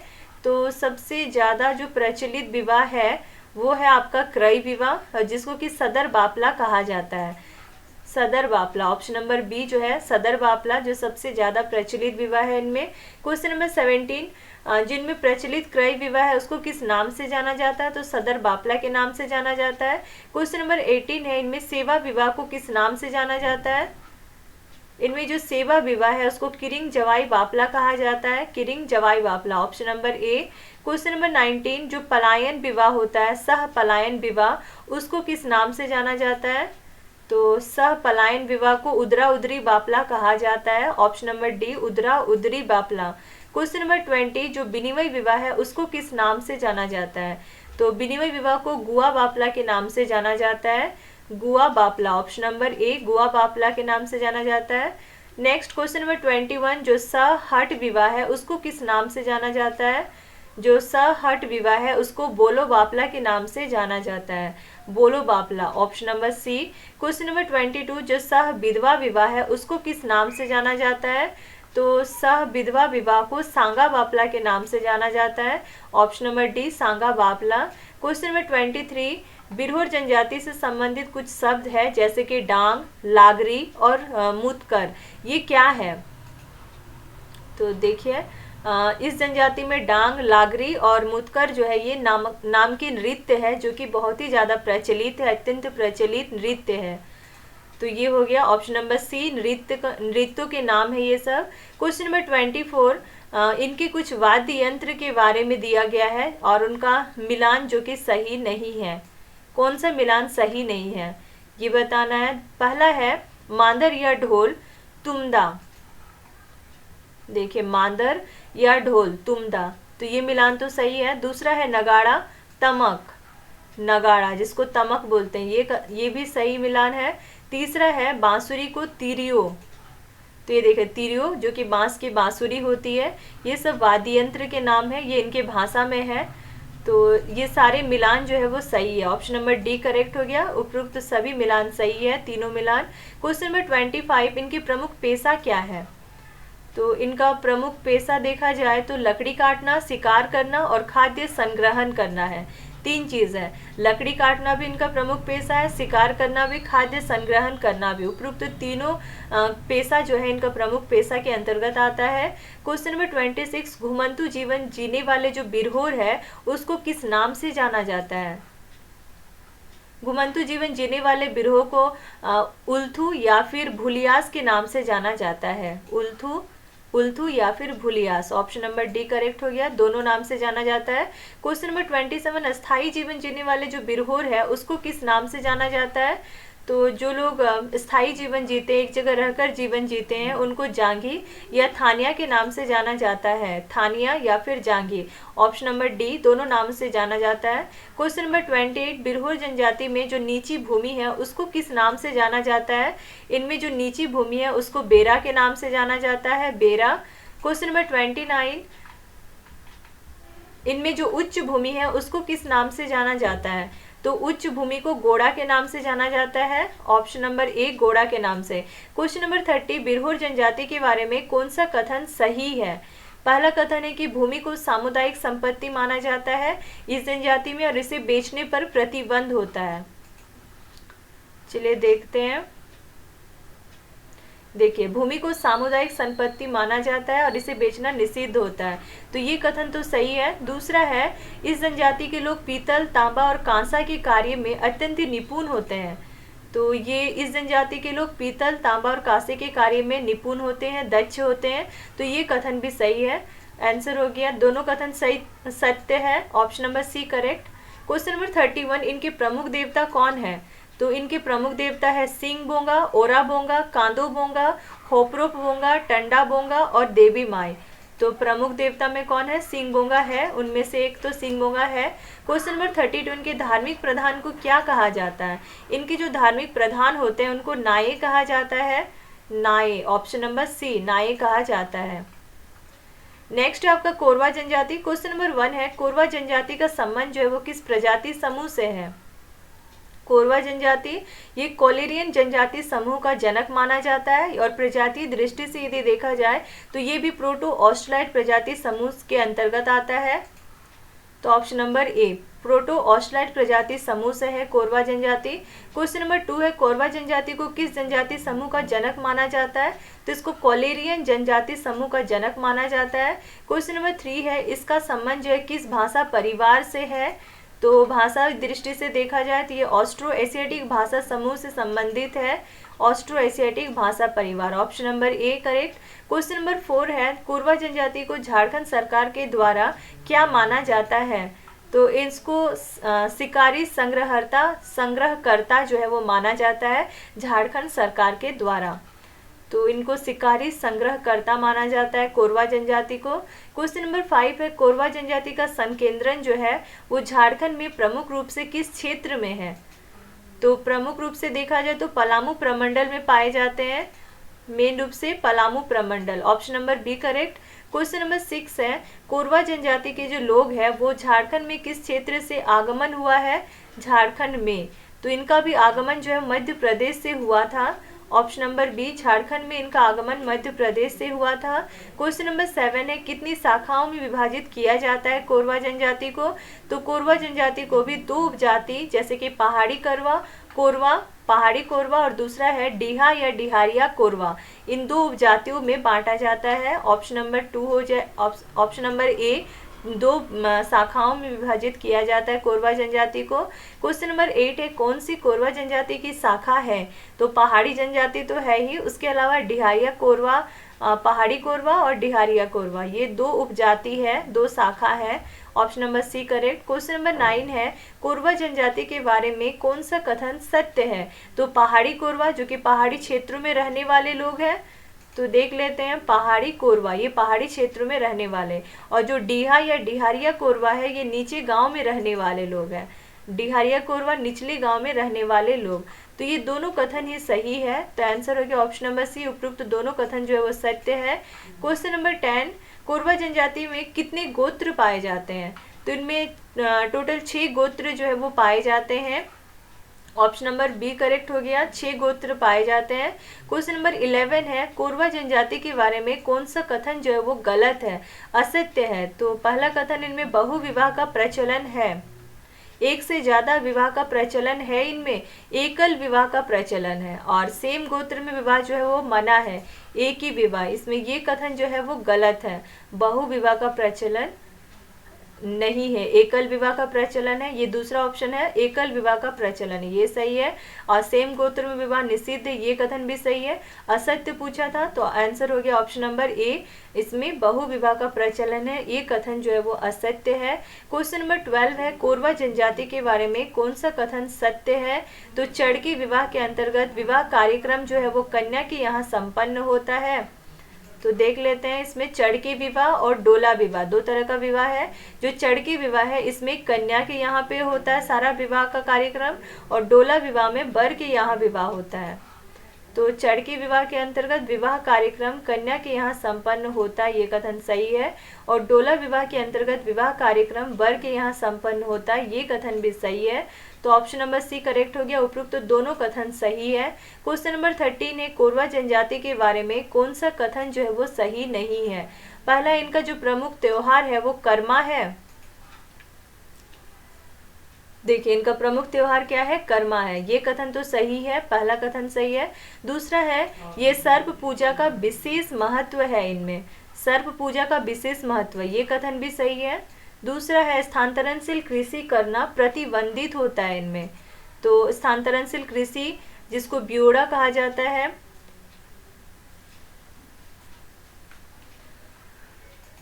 इसमें क्या, ये कौन सा कथन सही नहीं है?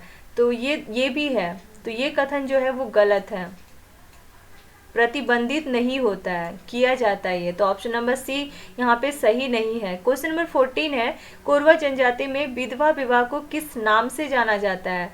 तो विधवा विवाह, इनमें विधवा विवाह इसको मैयारी के नाम से जाना जाता है, मैयारी, ऑप्शन नंबर बी करेक्ट होगा, मैयारी के नाम से जाना जाता है विधवा विवाह को। क्वेश्चन नंबर 15 है, जो स्थानांतरणशील कृषि है उसको किस नाम से जाना जाता है? तो स्थानांतरणशील कृषि को ब्योड़ा के नाम से जाना जाता है, ऑप्शन नंबर सी ब्योड़ा के नाम से जाना जाता है। क्वेश्चन नंबर 16 है, इनके प्रमुख देवता कौन है?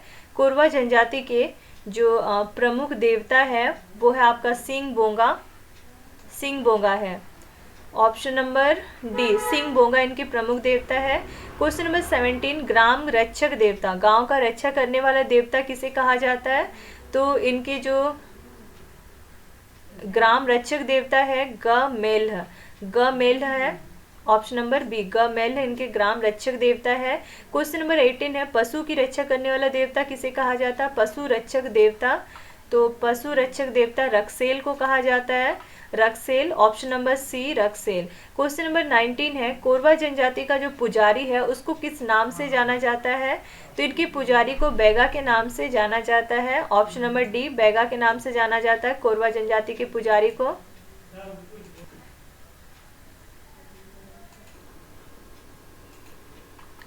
नेक्स्ट है आपका सबर जनजाति। क्वेश्चन नंबर 1 है, सबर जनजाति का संबंध किस प्रजाति समूह से है? तो सबर जनजाति, इसका संबंध भी प्रोटो ऑस्ट्रेलाइड प्रजाति समूह से है। तो ऑप्शन नंबर ए करेक्ट हो गया, प्रोटो ऑस्ट्रेलाइड प्रजाति समूह। क्वेश्चन नंबर 2 है, सबर जनजाति के बारे में कौन सा कथन जो है वो सत्य है। तो सबसे पहला पॉइंट है कि इसका संबंध मुंडा जनजातीय समूह से है।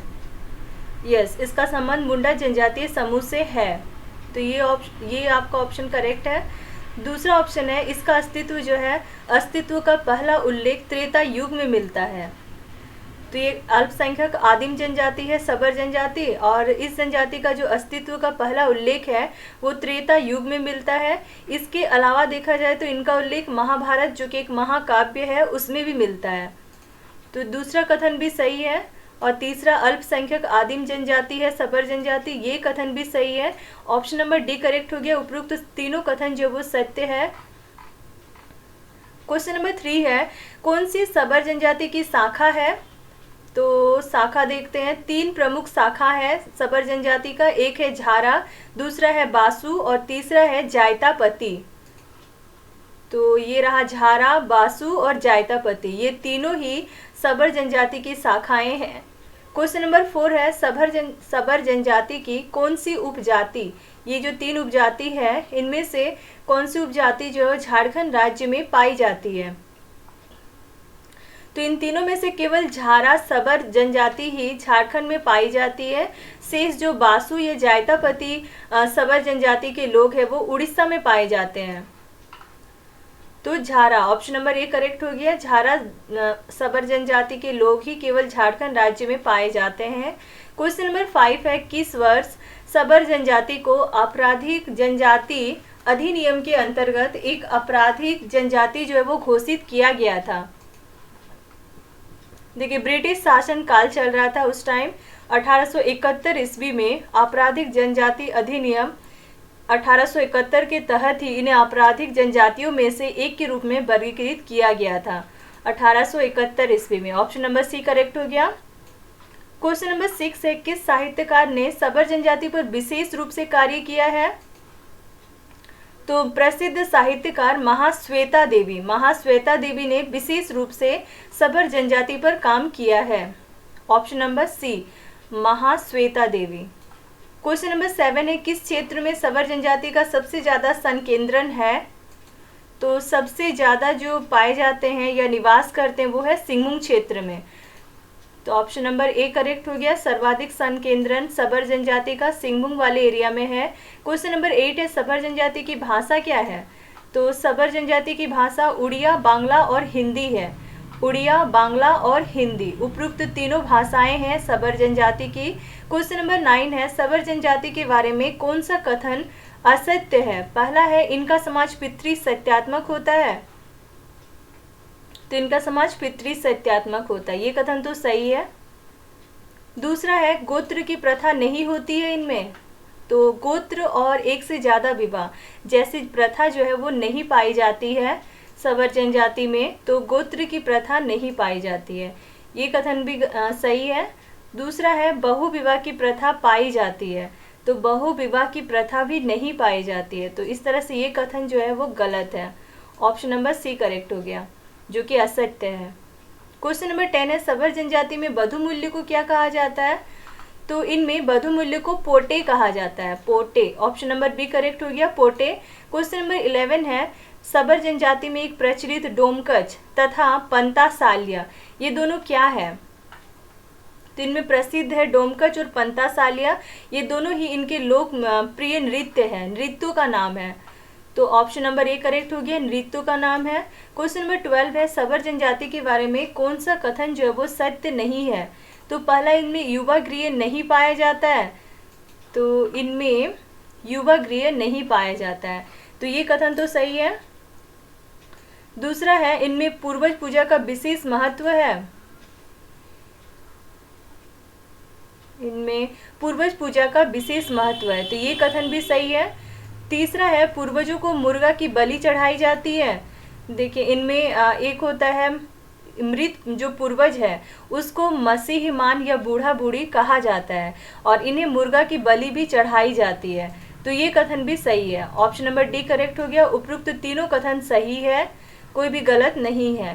क्वेश्चन नंबर 13 है, सवर जनजाति में परंपरागत पंचायत का प्रमुख क्या कहलाता है? इनमें जो परंपरागत पंचायत होता है उसका जो प्रमुख होगा, मेन होगा, वो प्रधान कहलाता है। प्रधान, ऑप्शन नंबर सी करेक्ट हो गया, प्रधान कहलाता है। क्वेश्चन नंबर 14 है, सबर जनजाति का प्रमुख पेशा क्या है? तो इनका प्रमुख पेशा कृषि कार्य है, वन उत्पादों का संग्रह करना है और मजदूरी करना है। तो कृषि, वन उत्पादों का संग्रह और मजदूरी, ये तीनों काम, इन तीनों पेशा जो इनका प्रमुख पेशा के अंतर्गत आता है। क्वेश्चन नंबर 15 है, सबर जनजाति के प्रमुख देवता कौन है? तो इनके प्रमुख देवता है काली। सबर जनजाति के प्रमुख देवता है Kali, option number D correct. Question number 16 है, मृत पूर्वज को क्या कहा जाता है? तो इनके जो मृत पूर्वज है उसको मसीहमान या बूढ़ा बूढ़ी कहा जाता है। बूढ़ा बूढ़ी और मसीहमान, ये दोनों ही कहा जाता है। क्वेश्चन नंबर 17 है, गांव के पुजारी को क्या कहा जाता है? तो इनमें जो गांव का पुजारी होता है उसको दिहुरी कहा जाता है। दिहुरी, option number C correct. Next आता है, अन्य कुछ जनजातियां हैं जो कि मिक्स में उनका क्वेश्चन दिया हुआ है। अब अन्य क्वेश्चन में क्वेश्चन नंबर 1 है, जितने भी जनजातियां हम लोग देखे हैं सबको मिक्स करके कुछ क्वेश्चंस बनाया गया जिनमें जो कि अन्य प्रश्न के अंतर्गत रखा गया है। क्वेश्चन नंबर 1 है, झारखंड की जनजातियों के संबंध में निम्न कथनों पर विचार करें। पहला है, लोहरा जनजाति जो है वो असुर के वंशज माने जाते हैं। तो हाँ, ये सही है, ये असुर के ही वंशज माने जाते हैं लोहरा जनजाति। तो पहला ऑप्शन तो सही है। दूसरा है, भूमिज जनजाति में पति द्वारा तलाक देने हेतु पत्ते को फाड़कर टुकड़े करने की एक विधि का प्रयोग किया जाता है भूमिज जनजातियों में, ये कथन भी सही है। तीसरा है, महली जनजाति के बारे में, महली जनजाति में विवाह टोटमवादी वंशों में होता है। तो इनमें जो विवाह है वो टोटमवादी वंशों में होता है, ये कथन भी सही है। उपरोक्त तीनों कथन सही है, ऑप्शन नंबर डी करेक्ट हो गया। क्वेश्चन नंबर 2 है, झारखंड की जनजातियों के संबंध में कौन सा कथन जो है वो असत्य है? पहला है, जो महली जनजाति है वो बांस कला में पारंगत होते हैं, ये कथन सही है। दूसरा है, भूमिज जनजाति को मुगल काल में चुहाड़ उपनाम से जाना जाता था, ये कथन भी सही है। तीसरा है, महली जनजाति में बाल विवाह जो है वो निषिद्ध है, ये कथन गलत है। बाल विवाह इनमें होता था तो निषिद्ध नहीं है, ये कथन जो है वो असत्य है। चौथा है, करमाली जनजाति का संबंध जो है वो सदान समुदाय से है, ये कथन भी सही है। आंसर हो गया option number C. Question number 3 है, ओलोलदाई। ओलोलदाई क्या है? तो ये एक विवाह का प्रकार है, ऑप्शन नंबर ए करेक्ट हो गया। क्वेश्चन नंबर 4 है, झारखंड की जनजातियों के संबंध में कौन सा कथन जो है वो असत्य है, कौन सा कथन गलत है? पहला है, चिक बड़ाइक जनजाति का मुख्य पेशा जो है वो हाथ से कपड़े बनाना है, ये कथन सही है। बेदिया जनजाति के लोग खुद को उच्च हिंदू मानते हैं, ये कथन भी सही है। जो गोड़ाई जनजाति के लोग हैं वो सदानी भाषा का प्रयोग करते हैं, ये कथन भी सही है। फिर चौथा है, गोंड जो है वो झारखंड की सर्वाधिक जनसंख्या वाली जनजाति है, ये कथन गलत है। झारखंड का सबसे ज्यादा जनसंख्या किसका है? संथाल जनजातियों का है, तो इस तरह से ये कथन गलत है, ऑप्शन नंबर डी जो है वो असत्य है। क्वेश्चन नंबर 5 है, झारखंड की जनजातीय आबादी का लगभग कितना प्रतिशत जनसंख्या जो है वो ग्रामीण क्षेत्रों में निवास करती है? तो 100% मतलब टोटल आबादी का देखा जाए 90% लोग जो है वो गाँव में निवास करते हैं, ग्रामीण क्षेत्रों में निवास करते हैं। क्वेश्चन नंबर 6 है, झारखंड में किस वर्ष कोल और कंवर जनजाति को जनजाति का दर्जा प्रदान किया गया? तो 2003 में इन दोनों को जनजाति का दर्जा दिया गया। क्वेश्चन नंबर 7 है, कुछ जनजातियों के नाम दिया गया है और उससे जुड़ा हुआ युवा गृह, उनके लैंग्वेज में उनके युवा गृह को किस नाम से जाना जाता है, उस चीज़ को मिलान करना है। इनमें जो संथाल जनजाति है इनका जो युवा गृह होता है उसको घोटुल कहा जाता है, घोटुल, घोटुल कहा जाता है, यानी कि क का 4 होना चाहिए, क का 4। ये पहले ही वाला मैच कर गया और सिमिलर नहीं है तो दूसरा कुछ देखने का जरूरत भी नहीं पड़ेगा ऐसे में, तो ऑप्शन नंबर बी करेक्ट होगा इसमें। फिर भी देख लेते हैं, उराव जनजाति। उराव जनजाति में क्या कहा जाता है? घुमकुरिया कहा जाता है, घुमकुरिया। जो सोरिया पहाड़िया जनजाति है ये लोग कोड़वाह कहते हैं। जो मुंडा जनजाति के लोग हैं ये युवा गृह को गीती ओड़ा बोलते हैं, गीती ओड़ा। तो option number B correct. Next है क्वेश्चन नंबर 8, इनमें है जनजातियों का नाम और उनकी बधु मूल्य को क्या कहा जाता है उसको देखते हैं। तो इसमें है संथाल जनजाति। संथाल जनजाति का जो बधु मूल्य है उसको पोन कहा जाता है। नेक्स्ट मुंडा जनजाति में गोनन टका कहा जाता है, और बंजारा में हरजी कहा जाता है, कवर में सुखदाम कहा जाता है। यानी ऑप्शन नंबर ए करेक्ट हो गया इसमें। क्वेश्चन नंबर 9, भाषाओं का नाम दिया हुआ है और वो किस जनजाति का भाषा है, ये मिलान करना है। पहला है कुडुक भाषा। कुडुक भाषा किस जनजाति का भाषा है, उराव जनजाति का। मालतो भाषा किसका है, तो मालतो भाषा माल पहाड़िया का है। तो इस तरह से क का दो इसमें एक ही ऑप्शन दिख रहा है, तो ऑप्शन नंबर डी को करेक्ट कर देना है। बाकी देख लेते हैं। नागपुरी भाषा जो है वो किस जनजाति का है, तो वो चीक बड़ाइक का है। और जो कोंधी भाषा है वो खोंड जनजाति का है। खोंड जनजाति का है कोंडी भाषा। क्वेश्चन नंबर 10 है, भाषाओं का नाम फिर से दिया हुआ है, जनजातियों का नाम। मुंडारी भाषा किसका है, मुंडा जनजाति का ही है। उसके बाद खोरठा भाषा किसका है, करमाली का खोरठा भाषा है। सदानी भाषा जो है वो बिंझिया जनजाति का है, और सादरी भाषा जो है वो कंवर जनजाति का है। तो इस तरह से option number 1, 3, 2 option number C correct हो गया। मुंडारी जो मुंडा का, खोरठा करमाली का, सदानी भाषा बिंझिया जनजाति का, सादरी भाषा कंवर जनजाति का। क्वेश्चन नंबर 11, कुछ संथाल जनजाति है और उनके देवताओं के नाम के साथ मिलान करना है। तो पहला है मरांग बुरु। ये मरांग बुरु जो है ये क्या है, दूसरा प्रमुख देवता है। संथाल जनजाति का दूसरा प्रमुख देवता कौन है, मरांग बुरु है। जाहिर एरा जो है वो संथाल जनजाति का ग्राम देवता है। ओडाक बोंगा जो है वो संथाल जनजाति का गृह देवता है। और सिंह बोंगा जो है वो संथाल जनजाति का प्रमुख देवता है। ऑप्शन नंबर ए करेक्ट हो गया इसमें। क्वेश्चन नंबर 12, उराव जनजाति के बारे में और उनके देवताओं के साथ मिलान करना है। पहला है धर्मेश। धर्मेश क्या है, इनके प्रमुख देवता है। धर्मेश। मरांग बुरु क्या है, मरांग बुरु इनके पहाड़ देवता है। इस तरह का कोई ऑप्शन 2, 1 बी में भी है और डी में भी है, इसलिए आगे भी देख लेते हैं। पूर्व जातमा जो है ये कुल देवता है उराव जनजाति का। और इस तरह से डीहवार क्या है, इनका सीमांत देवता है। तो 2, 1, 4, 3 ऑप्शन नंबर डी करेक्ट हो गया। क्वेश्चन नंबर 13, मुंडा जनजाति और उनके देवताओं के साथ मिलान, जैसे कि हाथू बोंगा।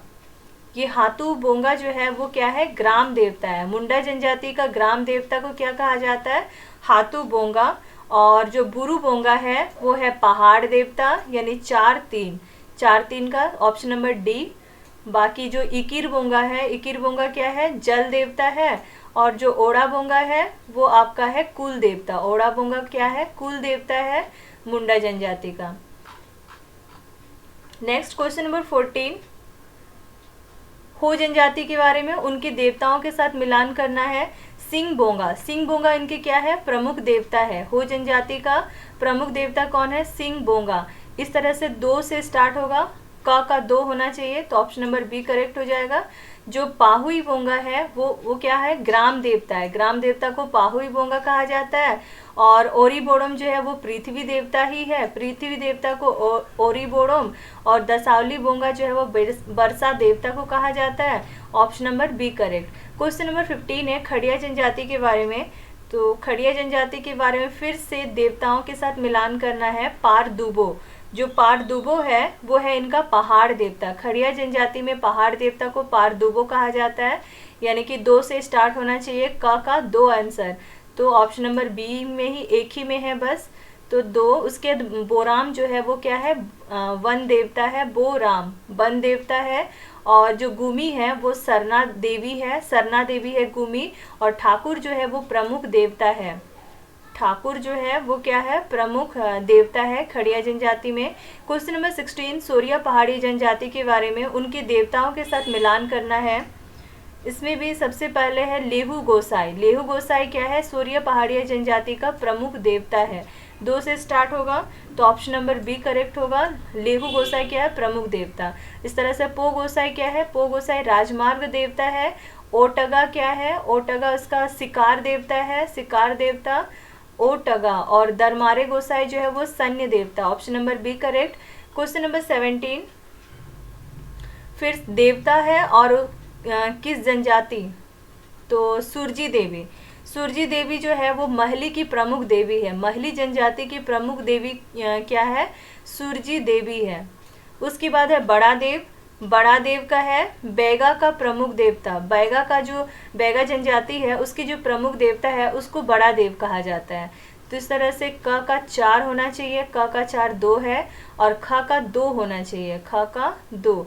तो ऑप्शन नंबर बी करेक्ट होगा इस हिसाब से। फिर है विंध्यवासिनी। विंध्यवासिनी का विंध्या की प्रमुख देवता ही है विंध्यवासिनी का। और लास्ट जो ग्राम ठाकुर बच गया वो है भूमिज जनजाति का प्रमुख देवता। ग्राम ठाकुर जो है वो है आपका भूमिज जनजाति का प्रमुख देवता। Option number B correct. Question number 18 है विभिन्न जनजाति और धार्मिक विशेषज्ञ के साथ मिलान करना है। पहला है मुंडा जनजाति। मुंडा जनजाति का जो धार्मिक विशेषज्ञ होता है उसको पाहन कहा जाता है। और आपका जो संथाल जनजाति होता है उसका धार्मिक विशेषज्ञ नायके होता है। तो 2-1, तो ऐसे 2-1-2 है। तो नेक्स्ट भी देख लेते हैं चेरो जनजाति। चेरो जनजाति का जो धार्मिक मामले में विशेषज्ञ होता है उसको बैगा कहा जाता है। तो भूमिज का क्या हो जाएगा? लाया। तो इस तरह से 2-1-4-3, 2-1-4-3 ऑप्शन नंबर डी करेक्ट हो गया। क्वेश्चन नंबर 19 में फिर से जनजाति है और उनके धार्मिक विशेषज्ञ। तो सबसे पहले है खरवार जनजाति। खरवार जनजाति का धार्मिक विशेषज्ञ होता है उसको बैगा कहा जाता है। दूसरा है खड़िया जनजाति, और इसके जो धार्मिक विशेषज्ञ होते हैं उसको कालो कहा जाता है। यानी कि 4-3 का ऑप्शन नंबर डी, 4-3 फिर 2-1। नेक्स्ट बिरहोर जनजाति, इसका धार्मिक विशेषज्ञ है नाये, और सोरिया पहाड़िया का जो धार्मिक विशेषज्ञ है वो है कांदो मांझी। तो ऑप्शन नंबर डी करेक्ट हो गया। क्वेश्चन नंबर 20 है किस जनजाति को प्रोटो ऑस्ट्रेलाइट प्रजाति समूह में वर्गीकृत किया जा सकता है? तो ये तीनों जनजाति को प्रजाति समूह देखा जाए तो ये तीनों ही आपका प्रोटो ऑस्ट्रेलाइट प्रजाति समूह के अंतर्गत आता है। असुर जनजाति, कोल जनजाति और परहिया जनजाति, ये तीनों का जो प्रजाति समूह है वो प्रोटो ऑस्ट्रेलाइट प्रजाति समूह ही है।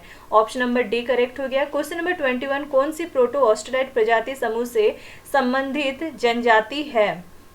तो इनमें से फिर से देखा जाए तो भूमिज भी प्रोटो ऑस्ट्रेलाइट प्रजाति समूह से संबंधित है, करमाली जनजाति भी प्रोटो ऑस्ट्रेलाइट प्रजाति समूह से संबंधित है, और बिरजिया जनजाति भी आपका प्रोटो ऑस्ट्रेलाइट प्रजाति समूह से संबंधित है। ऑप्शन नंबर डी करेक्ट हो गया सभी। क्वेश्चन नंबर 22 किस जनजाति को द्रविड़ प्रजाति समूह में वर्गीकृत नहीं किया जा सकता है? तो इनमें से देखा जाए तो कोरवा जनजाति जो है वो प्रोटो ऑस्ट्रेलाइट प्रजाति समूह के अंतर्गत आता है, उससे संबंधित है। तो इसको आप द्रविड़ प्रजाति समूह में वर्गीकृत नहीं कर सकते हैं। तो ऑप्शन नंबर ए करेक्ट हो जाएगा। बाकी महली, चीक बड़ाइक और किसान, ये तीनों जनजाति जो है ये द्रविड़ प्रजाति समूह से संबंधित है। क्वेश्चन नंबर 23 कौन सी जनजाति जो है वो द्रविड़ भाषा परिवार से संबंधित है? तो इनमें से उराव जनजाति तो है ही द्रविड़ भाषा परिवार से संबंधित, माल पहाड़िया और सोरिया पहाड़िया ये दोनों भी आपका द्रविड़ भाषा परिवार से संबंधित है। तो ऑप्शन नंबर डी करेक्ट हो गया उपरोक्त सभी। क्वेश्चन नंबर 24 कौन सी जनजाति जो है आदिम जनजाति नहीं है? इनमें जो बथुड़ी जनजाति है ये आदिम जनजाति नहीं है। असुर जनजाति भी आदिम जनजाति है। 8 जो टोटल जनजाति आदिम जनजाति है उनमें असुर भी आता है, परहिया भी आता है, सबर भी आता है, लेकिन बथुड़ी जो है वो आदिम जनजाति की कैटेगरी में नहीं आता है। ऑप्शन नंबर डी करेक्ट हो गया। क्वेश्चन नंबर 25 कौन सी जनजाति जो है वो आदिम जनजाति है? तो बिरहोर जनजाति आदिम जनजाति है, बिरजिया भी आदिम जनजाति है, और कोरवा जनजाति भी आदिम जनजाति है। ऑप्शन नंबर डी करेक्ट, सभी आदिम जनजाति है। क्वेश्चन नंबर 26 कौन सी जनजाति जो है स्वयं को सदान मानती है? तो बिरजिया जनजाति के लोग खुद को सदान मानते हैं। चीक बड़ाइक जनजाति के लोग भी खुद को सदान मानते हैं, और जो गोड़ाइक जनजाति के लोग हैं ये भी खुद को सदान मानते हैं। इस तरह से ऑप्शन नंबर डी तीनों जनजाति के लोग खुद को सदान मानते हैं। क्वेश्चन नंबर 27, झारखंड की कौन सी जनजाति जो है स्वयं को उच्च हिंदू मानती है?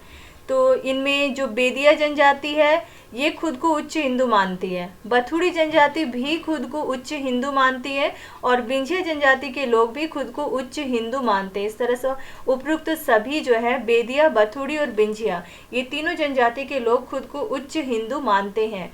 क्वेश्चन नंबर 28, सरना धर्म के बारे में कौन सा कथन जो है वो गलत है, सही नहीं है? ये पहला है कि ये आदिवासियों का मूल धर्म है, ये कथन तो सही है। दूसरा है आदिवासियों का जो पूजा स्थल है उसको सरना कहा जाता है, ये कथन भी सही है। और आदिवासियों का मानना है कि सरना स्थल पर ईश्वर का निवास होता है, ये कथन भी सही है। तो उपरोक्त सभी कथन जो है सही है सरना धर्म के बारे में, कोई भी कथन इसमें असत्य नहीं है या सही नहीं है। क्वेश्चन नंबर 29, विभिन्न जनजातियों में गोत्र के बारे में कौन सा सही है? पहला है कि संथाल, उराव, मुंडा और हो जनजाति में गोत्र को कीली कहा जाता है, तो ये कथन सही है। संथाल हो, उराव हो, मुंडा या हो, जो स्टार्टिंग का जो 4 सबसे ज़्यादा जनसंख्या वाली जनजाति है इनमें गोत्र को कीली कहा जाता है, ये कथन सही है।